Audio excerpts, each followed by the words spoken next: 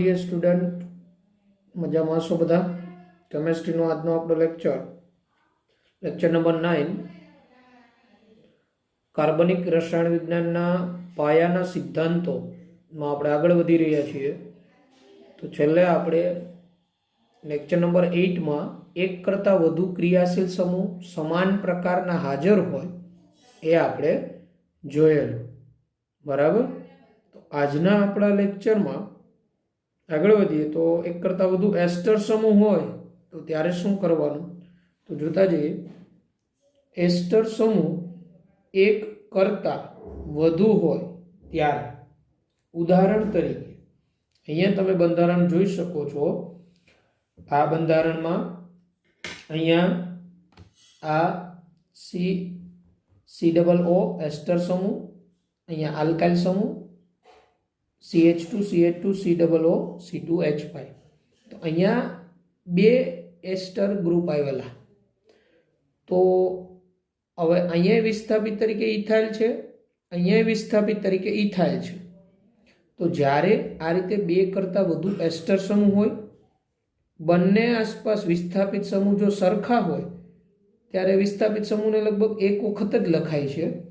એટલે આને આપણે લખવું હોય તો આ વિસ્થાપિત સમૂહ ઇથાઇલ છે, તો આ વિસ્થાપિત સમૂહને પહેલા લખી લેવાય ઇથાઇલ, આ રીતે ઇથાઇલ.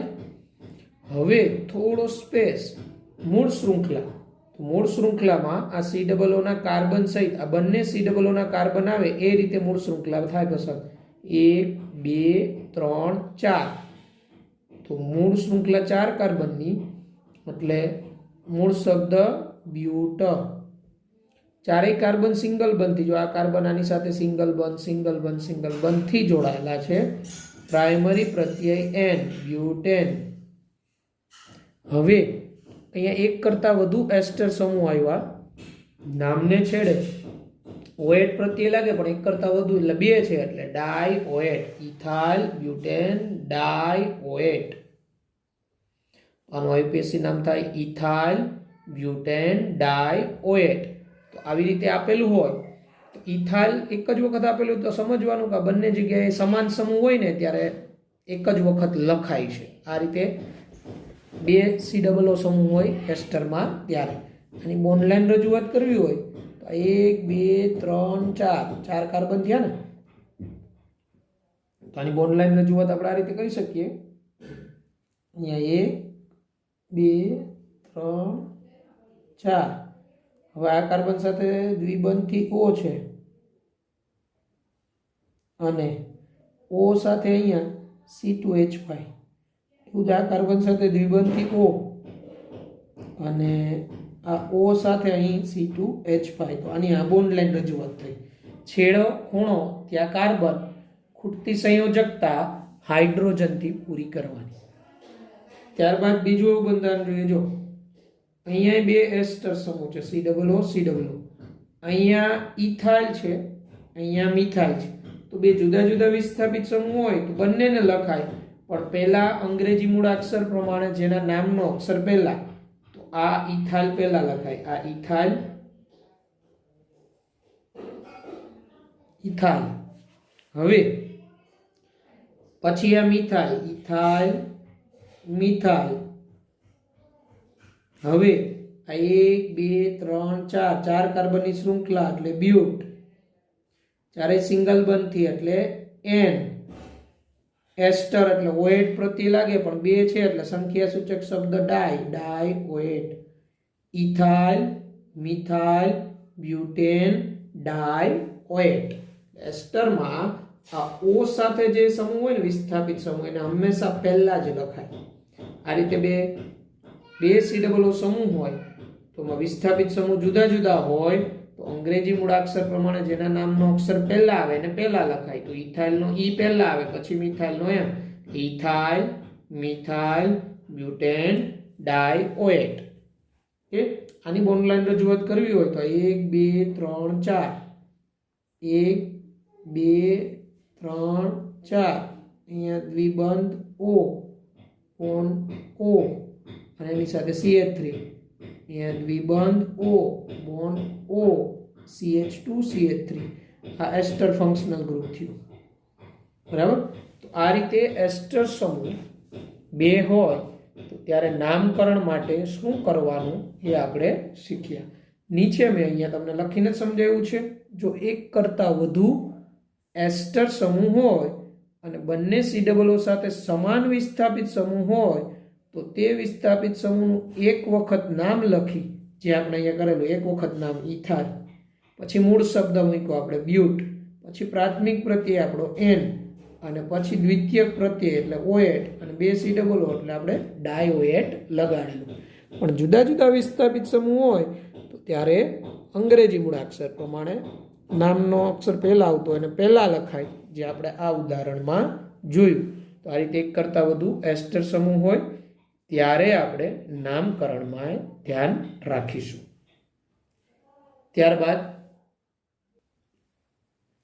ત્યારબાદ જો હેલોજન પરમાણુ એક કરતાં વધુ હાજર હોય, હેલોજન સમૂહ, બરાબર, એક કરતાં વધુ હાજર હોય તો ત્યારે શું કરવાનું?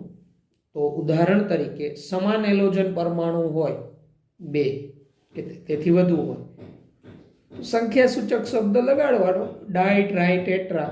બાકી બધા રૂલ્સ તો આપણે જોઈ ગયા મુજબ. દાખલા તરીકે અહીંયા આ મૂળ શૃંખલા 3 કાર્બનની થશે. હેલોજન જે કાર્બન સાથે એને લઘુત્તમ સ્થાન મળે એ રીતે નંબર આપો, એટલે આને 1 અને 2 અને 3. ઓકે. હવે હેલોજન સમૂહ છે એ નામની પહેલા પૂર્વક તરીકે જ લાગે, મૂળ શબ્દની પહેલા લખાય. અહીંયા બંને Cl છે, Cl એટલે પૂર્વક, ક્લોરો, બરાબર, નામની પહેલા ક્લોરો, પણ 2 Cl છે એટલે ડાયક્લોરો, અને એની પોઝિશન કઈ છે? 1 અને 2. એટલે આનું IUPAC નામ આપણે આ રીતે અપાય, 1 2 ડાય, 1 2 ડાયક્લોરો. હવે મૂળ શબ્દ તો 3 કાર્બન એટલે મૂળ શબ્દ શું આવે? 3 કાર્બન એટલે મૂળ શબ્દ પ્રોપ, અને સિંગલ બનતી ત્રણેય જોડાયેલા પ્રાઇમરી પ્રત્યય એન. આનું IUPAC નામ થાય 1 2 ડાયક્લોરોપ્રોપેન. જેની બોન્ડ લાઈન રજૂઆત કરવી હોય તો 1 2 3, આ 3 કાર્બન 1 2 3. એમાં આની સાથે અહીંયા Cl જોડાયેલો છે, Cl, અને અહીંયા Cl જોડાયેલો છે. આ એની બોન્ડ લાઈન રજૂઆત. આ રીતે નંબર આપણે આપ્યો 1 2 3, 1 2 ડાયક્લોરોપ્રોપેન. પછીનું ઉદાહરણ તમે જોશો તો આ મુજબ છે. આમાં કાર્બનની શૃંખલા, તો આ કાર્બન 1 છે, 2 છે, 3 છે, 4, આમ 4 કાર્બનની આ મૂળ શૃંખલા થાય.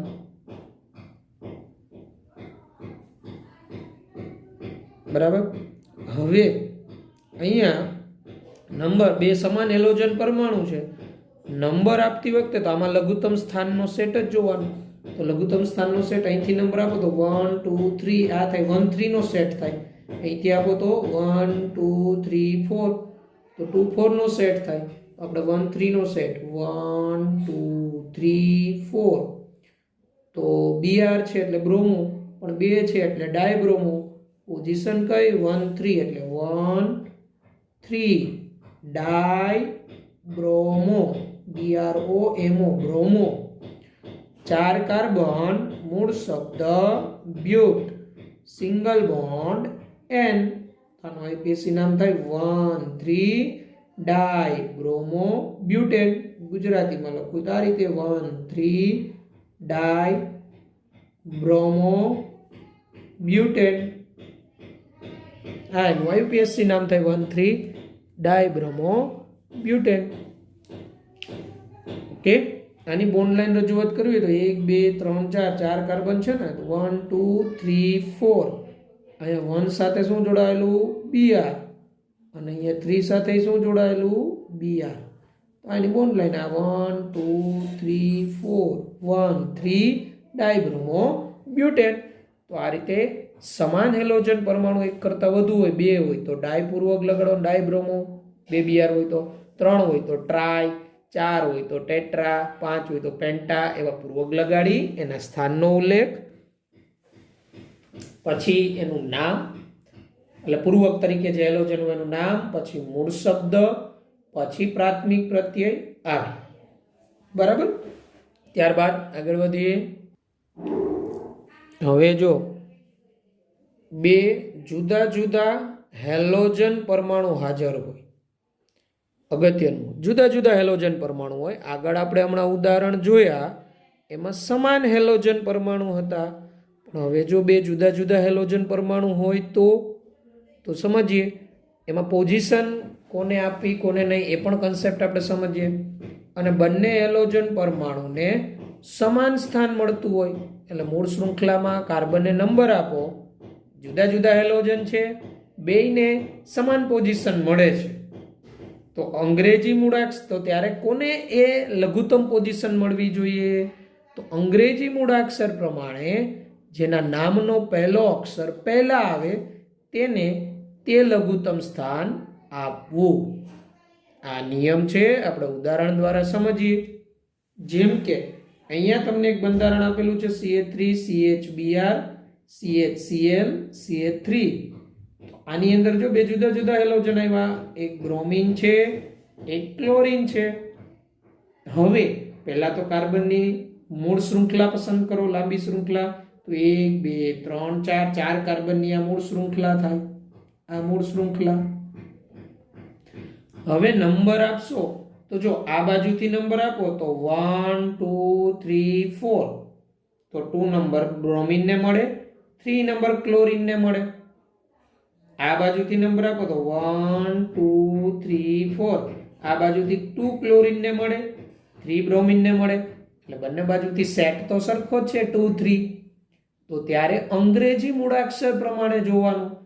તો યાદ કરો જે બ્રોમોનો B અને ક્લોરોનો C અંગ્રેજી મૂળાક્ષર પ્રમાણે, તો B પહેલા આવે તો એ લઘુત્તમ સ્થાન 2 કોને મળવું જોઈએ? આ બ્રોમિન વાળા કાર્બનને. તો નંબર અહીંથી અપાય 1 2 3 4. હવે આ યુપીએસસી નામ કરવું હોય તો લખતી વખતે અંગ્રેજી મૂળાક્ષર પ્રમાણે જ ગોઠવો. તો 2 પોઝિશન ઉપર શું આવ્યું? બ્રોમો, એટલે 2 બ્રોમો. 3 પોઝિશન ઉપર કોણ છે? ક્લોરો, એટલે 3 ક્લોરો, CHLOR ક્લોરો. અને 4 કાર્બન એટલે મૂળ શબ્દ શું આવે? બ્યુટ.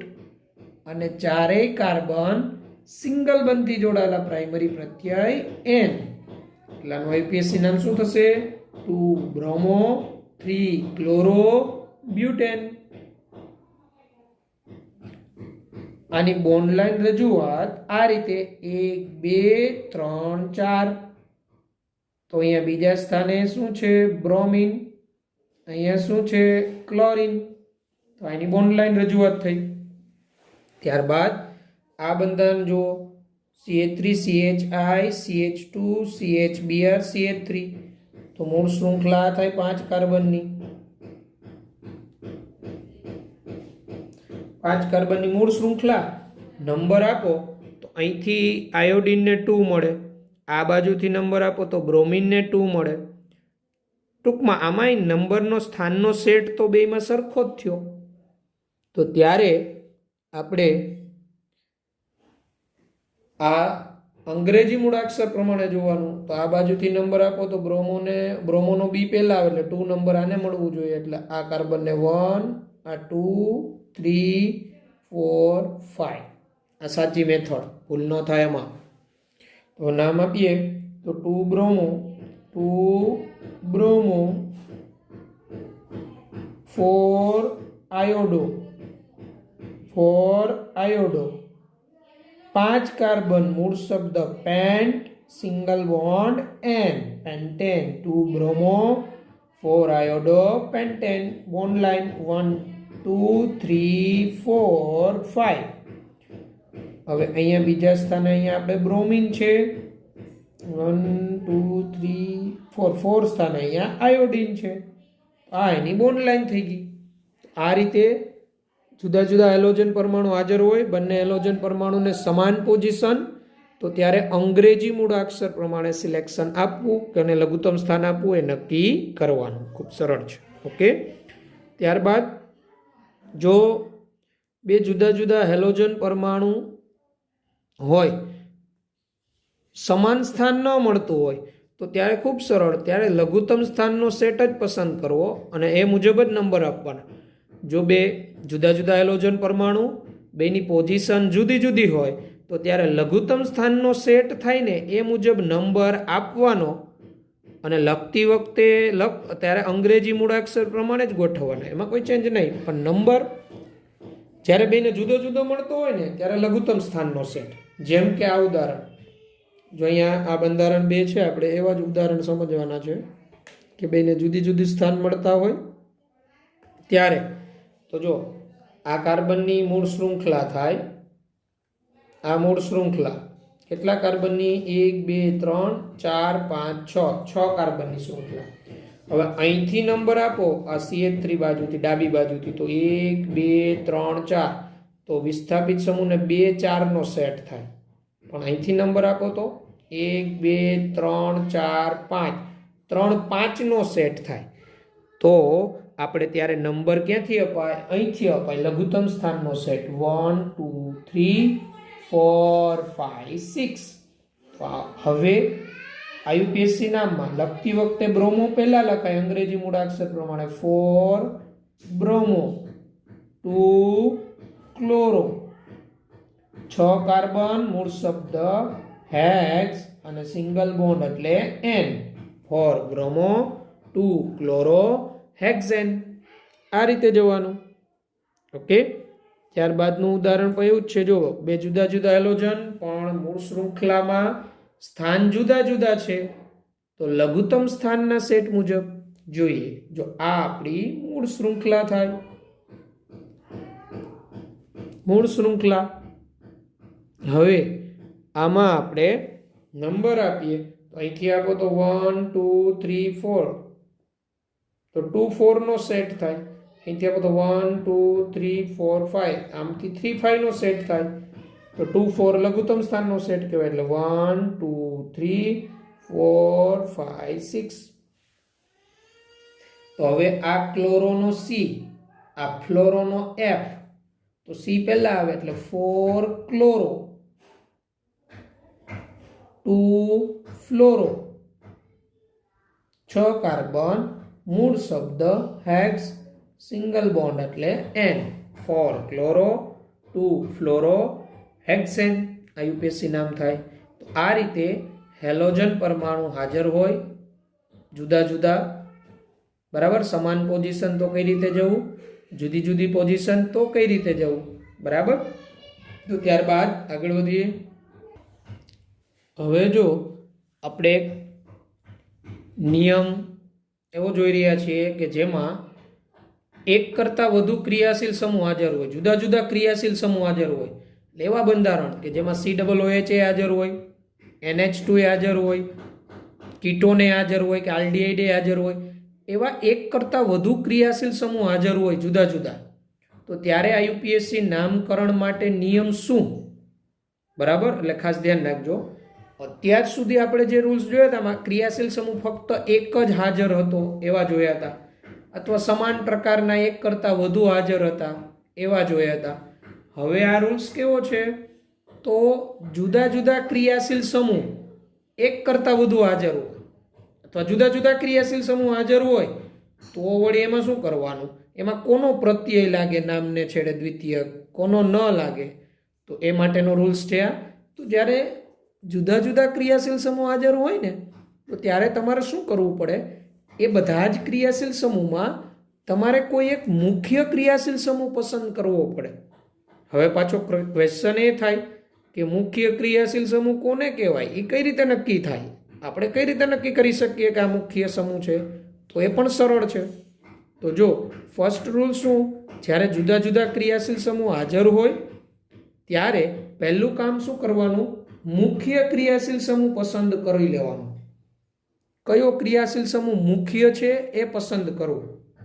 એટલે જો આ રીતે, જ્યારે કાર્બનિક સંયોજનમાં બે કે તેના કરતાં વધુ જુદા જુદા ક્રિયાશીલ સમૂહ હાજર હોય ત્યારે એક ક્રિયાશીલ સમૂહને મુખ્ય ક્રિયાશીલ સમૂહ તરીકે પસંદ કરવું, જ્યારે બાકીના ક્રિયાશીલ સમૂહને વિસ્થાપિત તરીકે લેવાય. એટલે જુદા જુદા ક્રિયાશીલ સમૂહ હાજર હોય ત્યારે કોઈ એક ક્રિયાશીલ સમૂહને મુખ્ય ક્રિયાશીલ સમૂહ પ્રિન્સિપલ ફંક્શનલ ગ્રુપ કહી દેવાનું, અને મુખ્ય ક્રિયાશીલ સમૂહ ગમે જેને આવે એને નથી કહી દેવાનું. એના માટેનો હમણાં આ ક્રમ છે એ આપણે જોવાનો, એ ક્રમ યાદ રાખવાનો. પછી એ ક્રમ મુજબ કોને કોના કરતાં અગ્રિમતા મળે છે એ મુજબ એને મુખ્ય ક્રિયાશીલ સમૂહ કહેવાય. અને મુખ્ય ક્રિયાશીલ સમૂહ પસંદ થાય, બરાબર, એ જે મુખ્ય હોય ને કિંગ, નામને છેડે એનો પ્રત્યય લાગે, બાકી બધાને વિસ્થાપિત તરીકે જ ગણાય, અને બધા નામની પહેલા પૂર્વગ તરીકે લાગે. એટલે નામને છેડે દ્વિતીયક પ્રત્યય કોનો લાગે? તો જે મુખ્ય ક્રિયાશીલ સમૂહ પસંદ થયો હોય એ. તો હવે મુખ્ય ક્રિયાશીલ સમૂહ કેવો કોને?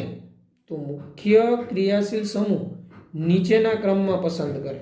આ ક્રમ યાદ રાખવાનો છે. IUPAC આ ક્રમ આપેલો છે, ડાયરેક્ટ યાદ રાખવાનો.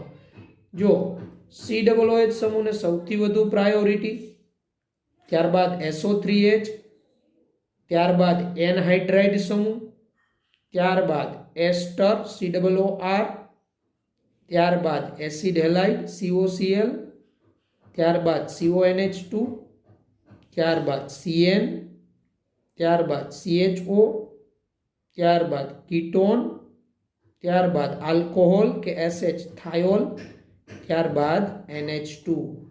એટલે આમાં દાખલા તરીકે તમને કોઈ કાર્બનિક સંયોજનનું બંધારણ આપ્યું હોય, એમાં COOH સમૂહ હોય, CONH2 હોય, તો આ બેમાં મુખ્ય કોણ? COOH. તો જે મુખ્ય સમૂહ હોય નામને છેડે એનો પ્રત્યય લાગે. COOH એટલે કયો પ્રત્યય? ઓઇક એસિડ. તો પછી સાથે સાથે એમાઇડ નહીં લગાડવાનું. તો CONH2 શું ગણાય? પછી એ વિસ્થાપિત સમૂહ તરીકે ગણાય, અને એ વિસ્થાપિત સમૂહ મૂળ શબ્દની પહેલા લખાય.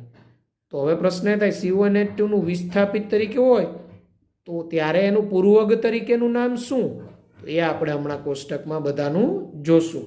એટલે વિદ્યાર્થી મિત્રો, આ જે ક્રમ છે IUPAC નામકરણમાં ફંક્શનલ ગ્રુપમાં અગ્રિમતા ક્રમ, એ IUPAC આપેલો છે. આ ક્રમ આપણે યાદ રાખવો પડે. એટલે બધા 2 કે 3 વખત લખીને પ્રિપેર કરી નાખજો. કારણ કે આ ક્રમ જો તમને નહીં આવડતો હોય તો એક કરતાં વધુ જુદા જુદા ક્રિયાશીલ સમૂહવાળા IUPAC નામકરણ કરવા હોય તો એ તમે નહીં કરી શકો. કારણ કે તમને પ્રાયોરિટીનો ક્રમ જ ન ખબર હોય તો તમે મુખ્ય ક્રિયાશીલ સમૂહ કઈ રીતે પસંદ કરશો? એટલે બધાને ખાસ કહેવાનું કે આ ક્રમ કરી નાખવાનો. ઓકે, લખીને પછી આપણે હમણાં નિયમ જોશું એટલે ખ્યાલ આવશે કે કોણ, એટલે મુખ્ય ક્રિયાશીલ સમૂહ દ્વિતીયક પ્રત્યય તરીકે જોડાય. બરાબર. તો બાકીના વિસ્થાપિત. હવે એક આ પણ મગજમાં રાખીશું આપણે, જ્યારે આલ્કાઇલ સમૂહ હોય R, મિથાઇલ, ઇથાઇલ, પ્રોપાઇલ કે ફિનાઇલ C6H5, હેલોજન સમૂહ ક્લોરીન, બ્રોમિન, નાઇટ્રો કે ઇથર સમૂહ OR, આ બધાને હંમેશા વિસ્થાપિત તરીકે જ લેવાય. એ બધાને કોઈ અગ્રિમતા ક્રમ આપવામાં આવતો નથી. એ બધા હંમેશા વિસ્થાપિત તરીકે જ લેવાય અને મૂળ શબ્દની પહેલા જ લખાય, બધા પૂર્વગ તરીકે. એ ધ્યાન રાખજો. બરાબર. તો હવે આ ક્રમમાં ખબર પડી ગઈ હશે. પાછું કહી દઉં, જો CHO અને CN સમૂહ બે હાજર હોય તો મુખ્ય ક્રિયાશીલ સમૂહ CN કહેવાય. તો નામને છેડે CN નો પ્રત્યય લાગે, નાઇટ્રાઇલ, દ્વિતીયક પ્રત્યય નાઇટ્રાઇલ લાગે. પછી CHO નો દ્વિતીયક પ્રત્યય આલ નહીં લગાડવાનો. તો CHO વિસ્થાપિત તરીકે નામની પહેલા પૂર્વગ તરીકે લાગે. તો એનું પૂર્વક તરીકે નામ શું થાય? તો આપણે દરેક ક્રિયાશીલ સમૂહનું પૂર્વક તરીકે નામ શું હોય, અને પ્રત્યય હોય, મુખ્ય સમૂહ હોય ત્યારે પ્રત્યય તરીકે, દ્વિતીયક પ્રત્યય તરીકે નામ શું લખાય, એ દરેકનો અહીંયા એક કોષ્ટક આપેલો છે. એ કોષ્ટક આપણે જોઈએ. ઓકે, જેમ કે અહીંયા સમૂહ, પૂર્વગ નામ અંગ્રેજીમાં પ્રિફિક્સ નેમ કહેવાય, પ્રત્યય નામ અંગ્રેજીમાં સફિક્સ નેમ કહેવાય. જેમ કે સમૂહ SO3H, SO3H સમૂહ હોય તો એનું પૂર્વક તરીકે નામ સલ્ફો થાય, પ્રત્યય તરીકે સલ્ફોનિક એસિડ. એટલે હમણાં આપણે રૂલ્સ જોયો. જો એક જ બીજું જ લઈ લઈએ, COOH તો પૂર્વક તરીકે એનું નામ કાર્બોક્સી કહેવાય, પણ નામને છેડે દ્વિતીયક પ્રત્યય તરીકે હોય તો ઓઇક એસિડ લાગે. ઉદાહરણ તમને આપું તો SO3H અને COOH બંને સમૂહ હાજર હોય તો મુખ્ય ક્રિયાશીલ સમૂહ કોણ થયો? COOH. તો નામને છેડે દ્વિતીયક પ્રત્યય આનો લાગે, તો નામને છેડે ઓઇક એસિડ લાગે. પણ SO3H તો મુખ્ય સમૂહ નથી, તો એ મુખ્ય સમૂહ ન હોય તો એનો પ્રત્યય નામને છેડે ન લાગે, એટલે સલ્ફોનિક એસિડ ન લાગે. તો ત્યારે એ મૂળ શબ્દ પહેલા પૂર્વક તરીકે શું બોલાય? એનું નામ સલ્ફો. ત્યારે એને સલ્ફો તરીકે, ટૂંકમાં પોતે કિંગ ન હોય તો ત્યારે એને પૂર્વક તરીકે નામ બોલાય, અને જો પોતે કિંગ હોય તો નામને છેડે દ્વિતીયક પ્રત્યય એનો લાગે. આ મગજમાં રાખીશું આપણે. ઓકે. ત્યારબાદ એસ્ટર સમૂહ COOR. એસ્ટર સમૂહ હોય તો પોતે મુખ્ય સમૂહ ન હોય તો પૂર્વક તરીકે નામ આલ્કોક્સી કાર્બોનિલ બોલાય અથવા કાર્બ આલ્કોક્સી. આ આલ્ક કેના ઉપરથી નક્કી થાય? તો આ આર તમારો જો મિથાઇલ હોય તો મિથોક્સી, આર તમારો ઇથાઇલ હોય તો ઇથોક્સી કાર્બ ઇથોક્સી એમ બોલાય, અથવા ઇથોક્સી કાર્બોનિલ એમ બોલાય. આર ઉપરથી આ આલ્ક મીથ, ઇથ, પ્રોપ વગેરે લખાય. COOR મુખ્ય સમૂહ ન હોય તો નામની પહેલા પૂર્વક, પણ પોતે મુખ્ય સમૂહ હોય તો નામને છેડે એનો પ્રત્યય લાગે ઓએટ. શું લાગે? પ્રત્યય ઓએટ. બરાબર. ત્યારબાદ અન્ય બધા સમૂહ છે એને આપણે જોઈએ. જો પછી COX X એટલે Cl, Br કે I કે F. તો COX મુખ્ય સમૂહ ન હોય તો નામની પહેલા પૂર્વક હેલોફોર્માઇલ. અહીંયા ક્લોરીન હોય તો ક્લોરોફોર્માઇલ, બ્રોમિન હોય તો બ્રોમોફોર્માઇલ, અથવા હેલો કાર્બોનાઇલ, બ્રોમોકાર્બોનાઇલ, ક્લોરોકાર્બોનાઇલ એવા પૂર્વક તરીકે નામ એનું થાય, એનું પૂર્વક નામ, પોતે મુખ્ય ન હોય તો. અને પોતે મુખ્ય સમૂહ હોય તો નામને છેડે ઓઇલ હેલાઇડ. હેલાઇડ Cl હોય તો ક્લોરાઇડ, ઓઇલ ક્લોરાઇડ, બ્રોમિન હોય તો ઓઇલ બ્રોમાઇડ, આયોડિન હોય તો ઓઇલ આયોડાઇડ. પણ પોતે મુખ્ય હોય તો જ આ દ્વિતીયક પ્રત્યય તરીકે લાગે. પોતે મુખ્ય ન હોય તો એનું આ પૂર્વક તરીકે નામ મૂળ શબ્દ પહેલા લખાય. પછી CONH2 તો એનું પૂર્વક તરીકે નામ કાર્બેમોઇલ છે, કાર્બેમોઇલ. પણ જો પોતે મુખ્ય સમૂહ હોય તો નામને છેડે એનો દ્વિતીયક પ્રત્યય અમાઇડ લાગે. એવું જ CN મુખ્ય સમૂહ ન હોય પોતે, બરાબર, વિસ્થાપિત તરીકે હોય તો નામની પહેલા પૂર્વક તરીકે લખાય સાઇનો. પણ પોતે જો મુખ્ય સમૂહ હોય તો નામને છેડે એનો દ્વિતીયક પ્રત્યય લાગે નાઇટ્રાઇલ. ઓકે. પછી એવી જ રીતે NC, બરાબર, આ N થી શૃંખલા સાથે જોડાય. NC પોતે મુખ્ય ન હોય તો આઇસોસાઇનો. પોતે જો મુખ્ય સમૂહ હોય તો કાર્બાઇલ એમાઇન, નામને છેડે પ્રત્યય લાગે. CHO મુખ્ય સમૂહ ન હોય તો નામની પહેલા પૂર્વક તરીકે ફોર્માઇલ અથવા આલ્ડો બોલાય એને. પણ પોતે જો મુખ્ય સમૂહ હોય તો નામને છેડે દ્વિતીયક પ્રત્યય એનો જ લાગે આલ. એવું જ કીટોન C દ્વિબંધ O.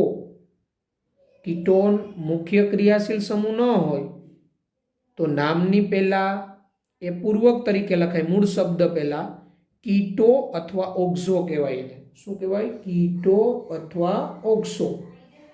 કીટો અથવા ઓક્સો. અને પોતે મુખ્ય ક્રિયાશીલ સમૂહ તરીકે હોય તો નામને છેડે દ્વિતીયક પ્રત્યય એનો જ લાગે ઓન. એવું જ OH જો પોતે મુખ્ય ક્રિયાશીલ સમૂહ ન હોય તો નામની પહેલા પૂર્વક તરીકે લાગે હાઇડ્રોક્સી, હાઇડ્રોક્સી. અને પોતે જો મુખ્ય ક્રિયાશીલ સમૂહ હોય તો નામને છેડે એનો જ પ્રત્યય લાગે ઓલ, ઓલ, એટલે OH. એવું જ SH માટે, SH પોતે મુખ્ય ક્રિયાશીલ સમૂહ ન હોય તો નામની પહેલા, મૂળ શબ્દ પહેલા મરકેપ્ટો બોલાય, પૂર્વક તરીકે એનું નામ. પણ પોતે મુખ્ય સમૂહ હોય તો થાયોલ પ્રત્યય લાગે, દ્વિતીયક પ્રત્યય થાયોલ. આ આપણે પૂર્વક નામ અને પ્રત્યય નામ યાદ રાખવા પડે, બરાબર. એટલે વ્યવસ્થિત તૈયાર કરી નાખવાના, 5-5ના સેટ બનાવીને યાદ રાખવાના. યાદ રહી જાય એટલે આ કોષ્ટક લખી નાખવાનું, તો જ તમને એક કરતાં વધુ ક્રિયાશીલ સમૂહ હાજર હોય એવા IUPAC નામ આવડશે. અને નીટમાં આવા એક કરતાં વધુ ક્રિયાશીલ સમૂહવાળા IUPAC નામ ઇમ્પોર્ટન્ટ. વ્યવસ્થિત આ કોષ્ટક આગળ આપણે હમણાં ક્રમ જોયો એ વ્યવસ્થિત લખીને પ્રિપેર કરી નાખવાનો, પછી જ આના નામમાં પ્રેક્ટિસમાં જવાનું. જ્યાં સુધી આ ન આવડે તો આના નામમાં પ્રેક્ટિસમાં જશો તો પણ ન આવડે. એટલે આ કમ્પ્લીટ કરવું પડે પહેલાં. ઓકે, આપણે પ્રેક્ટિસ તો કરીશું જ બધાના નામ, પણ આ તો તમારા જાતે કરવા હોય ત્યારે આ બધું આવડવું જોઈએ. પછી હવે થોડા સમૂહ રહ્યા જોઈ લઈએ. NH2 સમૂહ હોય, NH2. તો NH2 સમૂહ પોતે મુખ્ય ક્રિયાશીલ સમૂહ તરીકે ન હોય તો નામની પહેલાં એમી નો લખાય. મૂળ શબ્દ પહેલાં એમી નો પૂર્વક આવે. પણ પોતે જો મુખ્ય સમૂહ હોય તો નામને છેડે દ્વિતીયક પ્રત્યય એમઆઈ ન લાગે, એમઆઈ ન. પછી OR, તો OR તો ઈથર છે. ઈથરને, નાઇટ્રોને, પછી એનો, હેલોજન, આ બધાને આપણે છે ને વિસ્થાપિત તરીકે જ હંમેશા ગણીએ છીએ. એને કોઈને ક્યારેય પ્રાયોરિટીનો ક્રમ આપવામાં આવતો નથી. એ બધા હંમેશા નામની પહેલાં પૂર્વક તરીકે જ લાગે. જેમ કે OR તો આપણે આલ્કોક્સી લખીએ. આલ્ક કઈ રીતે નક્કી થાય? આલ્ક તો આ આર એટલે આલ્કાઇલ સમૂહ. જો ત્યાં CH3 હોય તો મિથોક્સી, ઇથાઇલ હોય તો ઇથોક્સી, અહીંયા પ્રોપાઇલ સમૂહ હોય તો પ્રોપોક્સી. એટલે સામાન્ય રીતે ને આલ્કોક્સી કહેવાય. જે ઈથરનું નામકરણ કર્યું, જોજો ખ્યાલ આવશે. પછી સી દ્વિબંધ સી કે સી ટ્રિપલ બોન્ડ સી હોય તો સી દ્વિબંધ સી હોય તો in, C triple bond C હોય તો આઇન પ્રત્યય લાગે. તો બધા પ્રત્યય તરીકે જ જોડાય, બરાબર, પ્રાથમિક પ્રત્યયો છે. પછી NO2 તો હંમેશા પૂર્વક તરીકે જ હોય. નાઇટ્રો એને ક્યારેય મુખ્ય સમૂહ તરીકે કેમ લેવામાં નથી આવતો. NO2 એટલે નામની પહેલા નાઇટ્રો પૂર્વક જ લાગે, એને પ્રત્યય તરીકે નથી લાગતો. NO તો નાઇટ્રોસો નામની પહેલા પૂર્વક લાગે. અને X તો હેલો પૂર્વક, ક્લોરો, Cl હોય તો Br હોય તો બ્રોમો, I હોય તો આયોડો, ફ્લોરિન હોય તો ફ્લોરો જેવા પૂર્વક તરીકે જ જોડાય. એટલે હેલોજન સમૂહ હોય ત્યારે એ દ્વિતીયક પ્રત્યય તરીકે ન જોડાય, આ બધા પૂર્વક તરીકે જ લાગે. તો આ બધા જે સમૂહ હતા એના પૂર્વક તરીકે નામ શું થાય, પ્રત્યય તરીકે નામ શું થાય એ આવડવા જોઈએ. અને ક્યારે એના પ્રત્યય તરીકેના નામ લાગે તો જ્યારે પોતે મુખ્ય ક્રિયાશીલ સમૂહ હોય તો. અને મુખ્ય ક્રિયાશીલ સમૂહ નક્કી કરવો હોય તો તમને આજે જે અગ્રિમતા ક્રમ કરાવ્યો એ ક્રમ વ્યવસ્થિત તૈયાર કરી નાખવાનો. તો આજના આપણા લેક્ચરમાં અહીંયા સુધી રાખીએ. આ બધું વ્યવસ્થિત તૈયાર કરી નાખજો. નેક્સ્ટ લેક્ચર જોવો એ પહેલાં, કારણ કે એમાં UPSC નામ આપણે પ્રેક્ટિસ કરીશું તો ત્યારે આ બધું આવડવું જરૂરી. તો આજના લેક્ચરમાં અહીંયા સુધી રાખીએ, પછી આગળ વધીશું. Okay, good bye, take care. અને PDF વ્યવસ્થિત લખીને તૈયાર કરી નાખવાની. ઓકે.